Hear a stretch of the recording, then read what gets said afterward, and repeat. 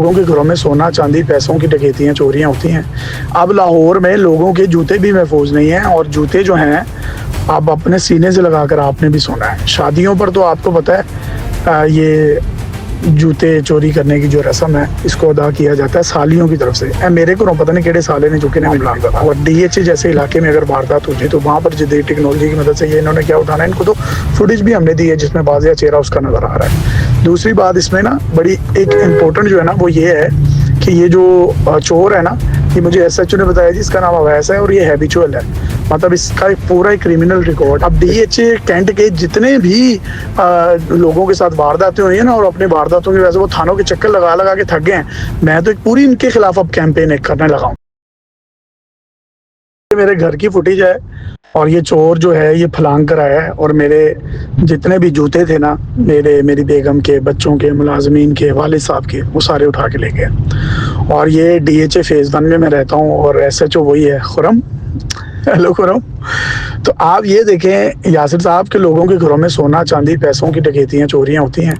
अब लाहौर में लोगों के जूते भी महफूज नहीं हैं और जूते जो हैं आप अपने सीने से लगाकर आपने भी सोना है। शादियों पर तो आपको पता है ये जूते चोरी करने की जो रस्म है इसको अदा किया जाता है सालियों की तरफ से। मेरे को पता नहीं केड़े साले ने चुके ने मैनू नहीं पता।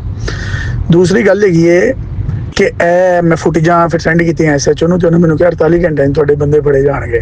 48 घंटे भी गुजर गए। फिर उसके बाद फिर मैंने हुकाम बाला को ये चीज़ें जो हैं वो सारी सेंड की हैं। अच्छा, इसमें मेरे स्केचर्स के शूज़ हैं और आप स्केचर्स के जो मिनिमम शूज़ भी हैं ना वो 40-50 हज़ार से स्टार्ट होते हैं। मेरी बेबी के मेडिकेटेड स्केचर्स के शूज़ हैं। मेरे वालिद साहब को शुगर है, उनको हमने मेडिकेटेड जूती लेके दी हुई है वो भी।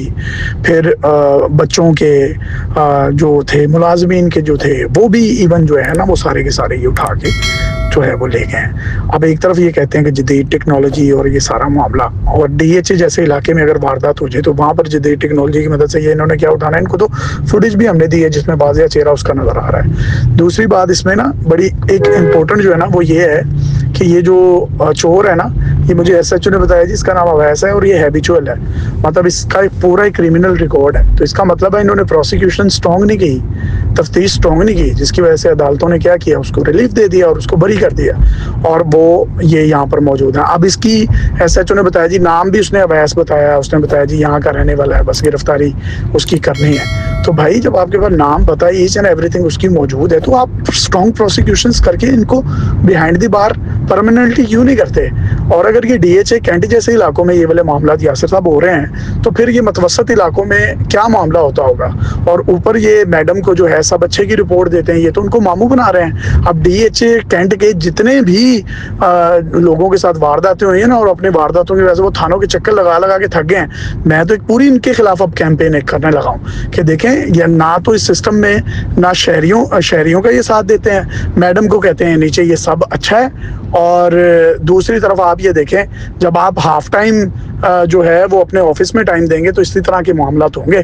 और ये वही SHO हैं जो कि डॉक्टर को और के गार्ड को उठा कर ले गए थे वहाँ से, तो इनके खिलाफ तब भी कोई कानूनी कार्रवाई नहीं हुई।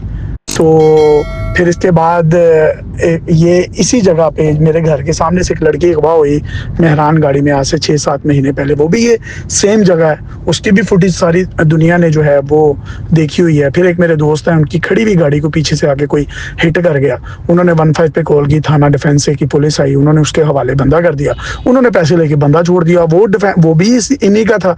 मतलब ये कौन लोग हैं, ये इतने पावरफुल लोग हैं कि मतलब इनको हटाया भी नहीं जाना और यहाँ पे दंदन आते हुए सरेआम जो है यहाँ पे वारदातें होंगी।